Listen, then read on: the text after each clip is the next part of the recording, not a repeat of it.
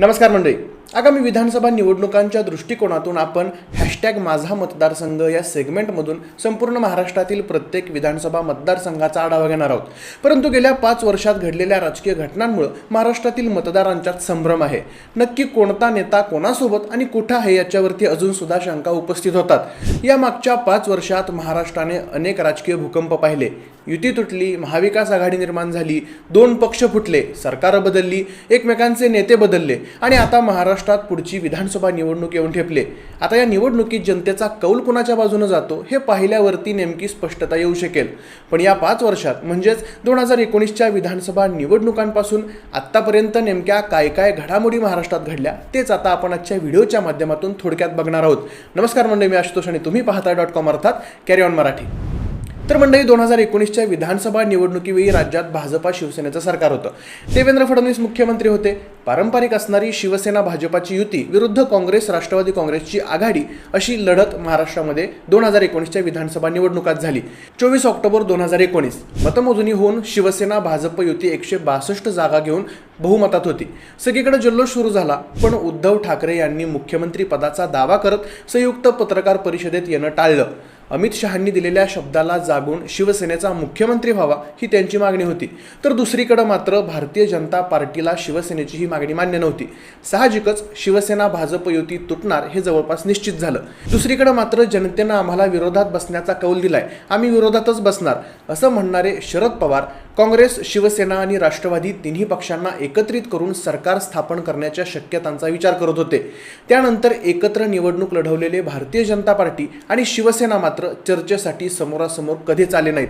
कधी नव्हे ते काँग्रेस, शिवसेना आणि राष्ट्रवादी काँग्रेस या तिन्ही पक्षांनी एकत्र येत महाविकास आघाडीची निर्मिती केली. पण या दरम्यान दुसरीकडे 23 नोव्हेंबरला देवेंद्र फडणवीस आणि अजित पवार यांनी राजभवनात जाऊन सकाळी शपथविधी घेऊन सरकार स्थापन करण्याचा दावा केला. आता याच पहाटेच्या शपथविधीमुळे संपूर्ण देशाच्या राजकारणात भूकंप झाले होते. अजित पवारांनी राष्ट्रवादी काँग्रेस फोडल्याच्या चर्चा सुरू झाल्या. पण अशामध्ये शरद पवारांनी सगळा डाव घ्यायला सुरुवात केली. आपण बहुमतात नाही हे स्पष्ट झाल्यावरती देवेंद्र फडणवीस यांनी राजीनामा दिला आणि देवेंद्र फडणवीस आणि अजित पवारांचं सरकार कोसळलं. त्यानंतर अवघ्या 2च दिवसात म्हणजे 28 नोव्हेंबरला महाविकास आघाडीच्या सरकारचा शपथविधी मोठ्या उत्साहात पार पडला. उद्धव ठाकरे यांच्या रूपानं महाराष्ट्राला नवीन मुख्यमंत्री मिळाला. थोड्याच दिवसात कोविडसारखी महामारी आली. त्या काळात उद्धव ठाकरेंच्या कामाचं देशभरातून कौतुक झालं. सगळं सुरळीत चालू होतं आणि मग जून 2022 आलं. राज्यसभा आणि विधान परिषदेच्या निवडणुका लागल्या. यात महाविकास आघाडीच्या आमदारांनी भारतीय जनता पार्टीच्या बाजूने मतदान दिलं अशा चर्चा झाल्या आणि 21 जून 2022 रोजी पहाटेपासून मुख्यमंत्री एकनाथ शिंदे नॉट रिचेबल असल्याच्या बातम्या समोर येऊ लागल्या. पुढे सातत्यानं त्यांच्यासोबत इतर काही आमदार असल्याचं समजत गेलं. त्या आमदारांची संख्या दिवसेंदिवस वाढत होती आणि मग सुरत गुवाहाटी मार्गे एकनाथ शिंदे भारतीय जनता पार्टीसोबत सामील झाले. शिवसेना पक्षात उभी फूट पडली होती. आपण अल्पमतात आलोय हे जाणून उद्धव ठाकरेंनी आपल्या मुख्यमंत्री पदाचा राजीनामा दिला. राज्यातलं महाविकास आघाडीचं सरकार सुद्धा कोसळलं. एकनाथ शिंदे, देवेंद्र फडणवीस यांनी सत्ता स्थापनेचा दावा केला आणि त्या पत्रकार परिषदेत मुख्यमंत्री पदासाठी एकनाथ शिंदे यांचं नाव समोर करून भाजपच्या देवेंद्र फडणवीस यांनी राजकारणामध्ये आणखी एक ट्विस्ट आणला. शिंदे मुख्यमंत्री झाले आणि सरकारमध्ये सामील होणार नाही अशी भूमिका घेणारे फडणवीस पक्षश्रेष्ठींच्या आदेशामुळे उपमुख्यमंत्री पदावरती विराजमान झाले. पुन्हा एकदा महायुतीचं सरकार आलं. आपलं सरकार गेलं, आपला पक्ष सुद्धा जातोय. त्यामुळे उद्धव ठाकरेंनी न्यायालयीन लढाई लढण्याचा निर्णय घेतला. पण या लढाईत सुद्धा संख्याबळाचा विचार करून पक्ष आणि पक्षाचं चिन्ह दोन्ही एकनाथ शिंदे यांना दिलं गेलं. या सगळ्या उलथापालथींना वर्ष होतंय ना होतंय तेच राष्ट्रवादी काँग्रेस पक्षात सुद्धा उभी फूट पडली. 40 आमदारांना सोबत घेऊन अजित पवार महायुतीच्या सरकारमध्ये सामील झाले. एवढंच नाही तर राष्ट्रवादी काँग्रेस पक्षाचं चिन्ह आणि पक्षाचं नाव दोन्ही सुद्धा अजित पवार यांच्या वाट्याला गेलं.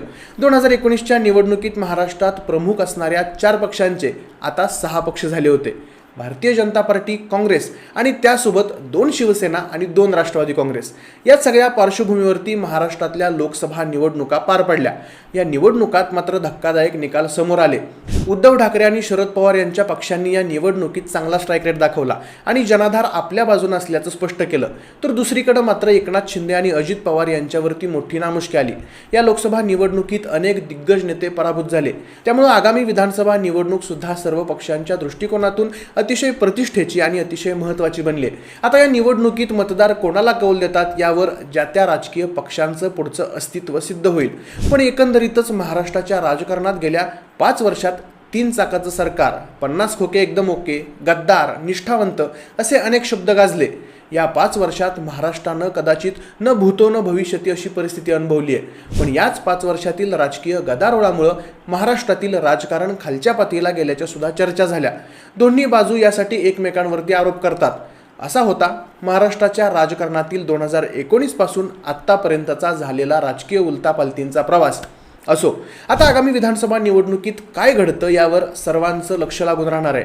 पण 5 वर्षात झालेल्या या घडामोडींमुळे गोंधळात असणाऱ्या तुम्हा मतदारांना आगामी विधानसभा निवडणुकांच्या दृष्टिकोनानं तुमच्या मनातील गोंधळ दूर करण्यासाठी आपण घेऊन येत आहोत नवीन सेगमेंट #माझा मतदारसंघ.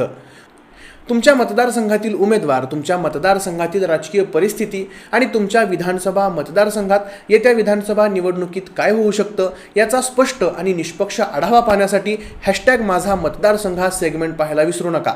आपला आजचा व्हिडिओ आवडला असेल तर व्हिडिओला लाईक करा, शेअर करा आणि विधानसभा निवडणुकांच्या दृष्टिकोनातून असेच राजकीय व्हिडिओज पाहण्यासाठी आपल्या कॅरी ऑन मराठीच्या यूट्यूब चॅनलला सबस्क्राईब करायला विसरू नका.